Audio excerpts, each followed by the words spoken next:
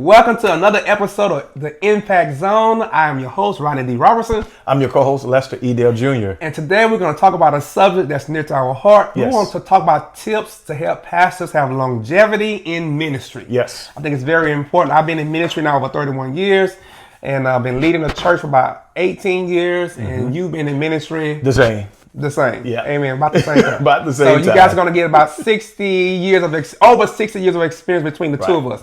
And I just think it's important that we just create this kind of content for those who are pastors that follow us, because we want them to know that we see you and we value you. Yes. The first tip I want to talk about, I think needs to be important for senior leaders, but leaders as a whole, but we're talking about senior pastors, is to make rest a priority for your life. Yes. I think it's very important because so often we're just going, serving. And many of us are pouring out of an empty cup.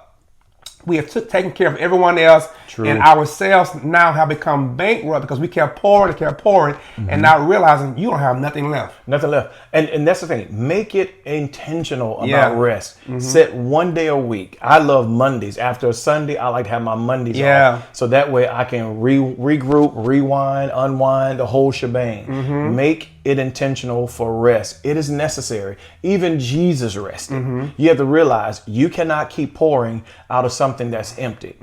You're not. You're going to have to, you have to get replenished, get refilled. Be intentional about your rest. Find that one day. If you can't do a whole week, find one day that you can actually just rest. Yeah, absolutely. I agree with that. For me, Mondays is supposed to be. Right.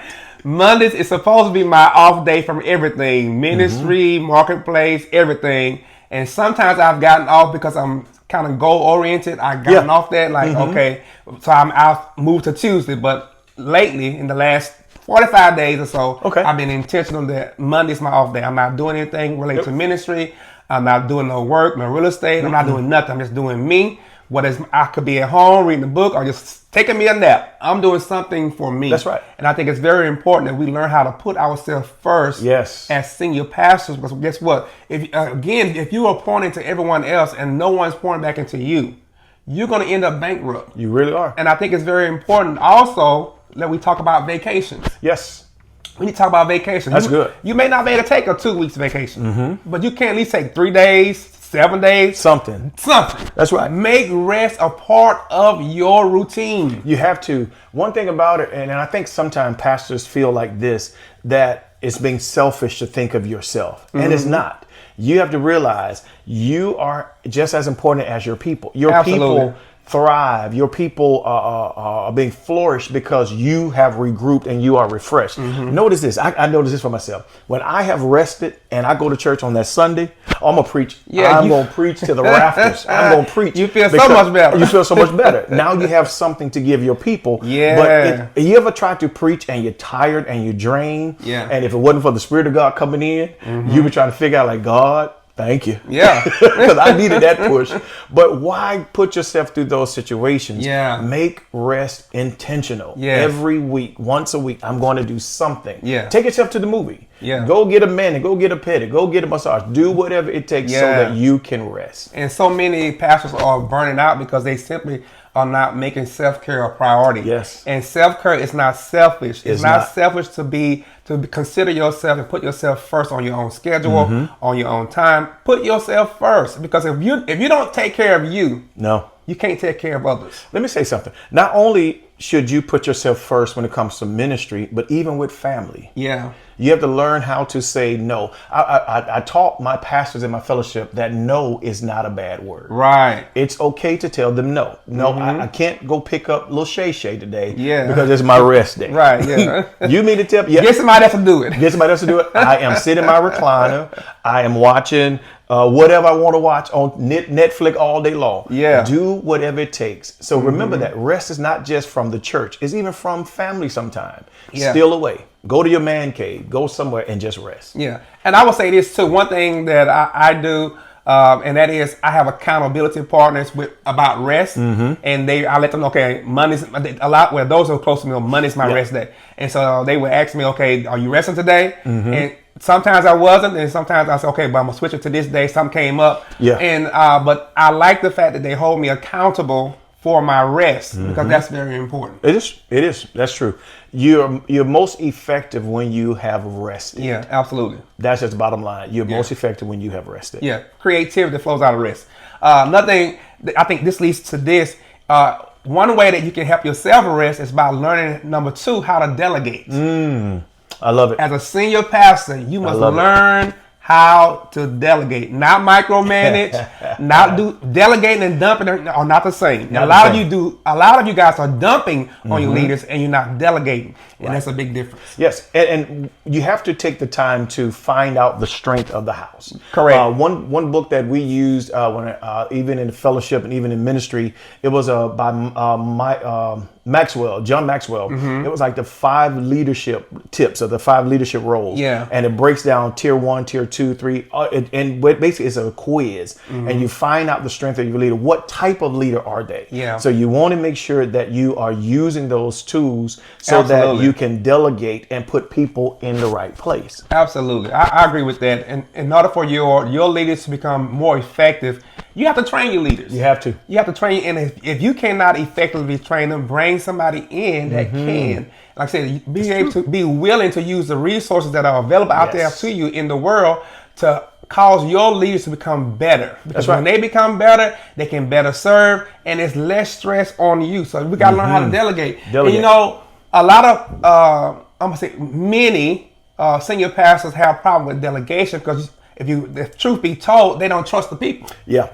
And if you're going, in order to delegate, you got to be able to trust. Trust what you poured into them. Yes. If you can't trust that, why are you up there Sunday after Sunday? Right. Why are you having Bible study after Bible study and leadership meetings if you're not going to trust? Yeah. Get this, it's you. Yes. You have poured yourself into them. So when they open their mouth, you should be able to hear what you have poured into them. Right. So you have to learn how to trust the information. If you trusted when God poured it into you, why can't you trust them with it? Absolutely. That's why God sent you help. He has sent you help to the sanctuary. You prayed for it. Yeah. Now it's there. Now guess what? Use it. Use it. Use what you got. It's already in the house. Use it. But many of you are not taking an assessment to see what's already in your house. That's true. All right. Tip number 3 that's important for pastors to have longevity in ministry is being able to set boundaries. I like that. Set boundaries. You got to set some boundaries. Protect yourself. You have to protect yourself. When you set boundaries, it teaches people how to respect you. Right. And also, I've learned this, that when you set boundaries, it exposes manipulators. Yeah. Let me say that again. When you set boundaries, it reveals manipulators because now people realize I can't control you. I can't manipulate you because I have set this boundary. And that goes back to the vacation time. You are setting boundaries that I'm not moving off my recliner. Yeah. You have to make sure that you are setting boundaries for your personal space, for your peace of mind, all of those things. Absolutely. I'm just not going to do that. Set the boundaries. And another thing to add to that is that access to you should be an honor, a privilege, not where they feel like they just got to do, or I have access to you because I know you. No. Right. Because I'm a member. No. Protect your Everyone access. should not have access to you. That's true. That's everybody, true. And I've learned this, Coach, that everybody cannot see your Clark Kent moments. Right. Some people need to see Superman 24/7 in your life, because a lot of times your key people or your leaders, put it like that, my leaders, they have seen my Clark Kent and they've seen my Superman. But when it comes to the fellowship and when it comes to pastoring, some people will only see Superman because I'm protecting my access. Yeah, absolutely. And there are stages or levels to transparency that should be in a leader's life, whether in ministry or in a 500 organization, doesn't matter. It's important that we learn the levels of transparency and the levels of access. Yes. Okay, so then I have the senior leadership. Okay, they're going to see more transparency than the overall leadership. You get what I'm saying? That's because true. we have a different type of relationship with them, and they have a different type of access. Because while everyone cannot handle your humanity, they cannot, and so you have to make a decision on the amount of humanity you're going to disclose to your leadership, to the type of people. Because guess what? If everyone cannot handle it, then you may reveal something to them that could be a stumbling block to them in their walk. Right. You know what I'm saying? So I think it's very important that you understand as a senior pastor is on how much to disclose. That's true. That's good. How much to learn, how much to disclose, and then just learn when to cap it off. Yeah. Just learn when to just cap it off and just be pastor. Absolutely. I agree with that. Let's talk about, this is good. Let's talk about know your limits. That's another tip. Know your limits. Yeah. I really want to talk about that because I think at some point as pastors, you have to be okay with referring people to somebody else. Like me, I'm a single pastor. I'm a single apostle. I don't do marriage counseling, but I refer them to coach. I may refer them to another pastor friend of mine that's been married and the test of time, they've been tested. They're not just given any type of counsel, because one of the things I've learned is to give what I can give out and then pass you off to somebody else that I trust, a trusted voice in this day and time. That's what you have to do. That's my point. I really want to talk about that. It's nothing wrong to do that. Right. Everything is not, God did not pour everything in one vessel. Did not. Let me say that again.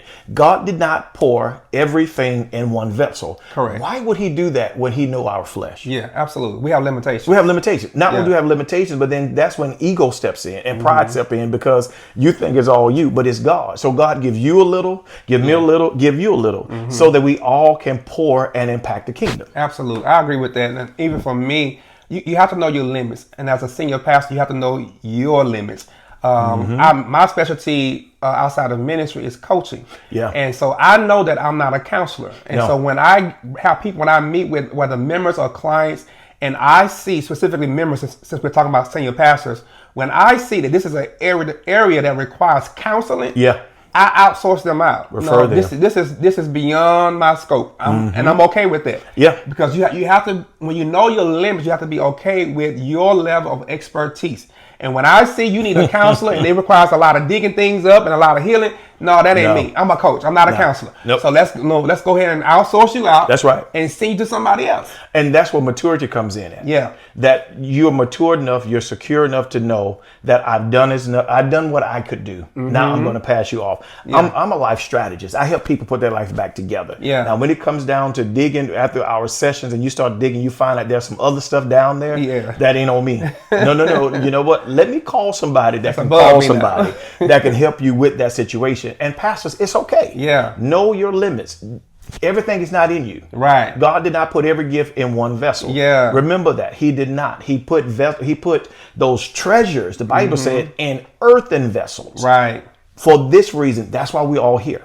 Absolutely. We pour into each other. Yeah. You may have every now and then some words of wisdom and insight. Yeah. But if you are not, if some pastors are counselors or licensed counselors, but if you are not a licensed counselor, do not try to, run that lane when you know you're not a licensed counselor, giving people the wrong kind of counselor advice. Don't do that. Just don't do that. You're going to have to give an account to that. Right. If she go out there and she do some damage to that man, right? Because my pastor said so, the police coming to your house, bruh. Yeah, woman of God, with your speaking in tongues self, they coming to get you because those licenses, you have to remember that. You have been licensed to do what you do. And when you can't do it, walk away. Walk away. The Bible even says, one plant, one water, but God gives the increase. Absolutely. That's the steps that's how it works. That's God's plan for our life. Absolutely. So if you're not a licensed therapist, outsource it. Don't do it. Look, we could go on and on about this topic. But we want to keep you coming back for more. Right. So don't forget to like and subscribe to our channel. And we'll see you in the next video. Have a good one.